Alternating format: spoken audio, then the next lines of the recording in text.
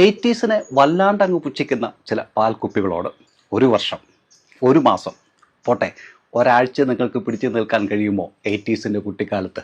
രാവിലെ റീൽസിന് പകരം തോണ്ടിയിരുന്നത് ബാലരമയുടെ പേജുകളായിരുന്നു. ജോൺസന്റെ CD കടയായിരുന്നു Netflix.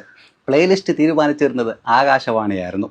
Rajappan ചേട്ടൻ്റെ സൂപ്പർ മാർക്കറ്റിൽ നിന്ന് വെളിച്ചെണ്ണ വേണമെങ്കിൽ കുപ്പി നമ്മൾ കൊണ്ടുചെല്ലണം. ക്രെഡിറ്റ് കാർഡില്ല, പറ്റുബുക്ക്. ഇന്നത്തെ നിങ്ങളുടെ ഫോൺ ബൂത്ത് സ്വന്തം മുറിയിലെ അറ്റാച്ച്ഡ് ബാത്റൂം ആണെന്നറിയാം. പക്ഷെ അന്ന് 2 കിലോമീറ്റർ സൈക്കിൾ ചവിട്ടി പോകണം. ഓർമ്മയിൽ നിന്ന് നമ്പർ എടുത്ത് കറക്കി കുത്തണം.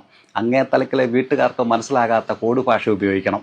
ആരെങ്കിലും IST വിളിക്കാൻ വന്നാൽ ഇറങ്ങിക്കൊടുക്കണം. അന്ന് ചുരിദാറും നൈറ്റിയും ഇടുന്നവർ പണക്കാരായിരുന്നു, ഷോർട്സ് ഇടുന്നവർ ബൂർഷ. പിന്നെ ഇപ്പോഴത്തെ ബാഗീസ് പാൻസും ഓവർസൈസ്ഡ് ഷർട്ടും ഒക്കെ ഉണ്ടല്ലോ, അതൊക്കെ 80s പണ്ടേ വിട്ട കേസാണ്. ഇന്നിപ്പോൾ കുനിഞ്ഞിട്ട് നിവരുമ്പോൾ എണ്ണയിടാത്ത വിജാഗിരിയുടെ സൗണ്ട് വരുന്നുണ്ട്. അലമാരിയിൽ പിണ്ടതൈലമുണ്ട്. ഒളിഞ്ഞും തെളിഞ്ഞും അമ്മാവാ വിളികളുമുണ്ട്. പക്ഷേ ഇപ്പോഴും ഹെലികോപ്റ്റർ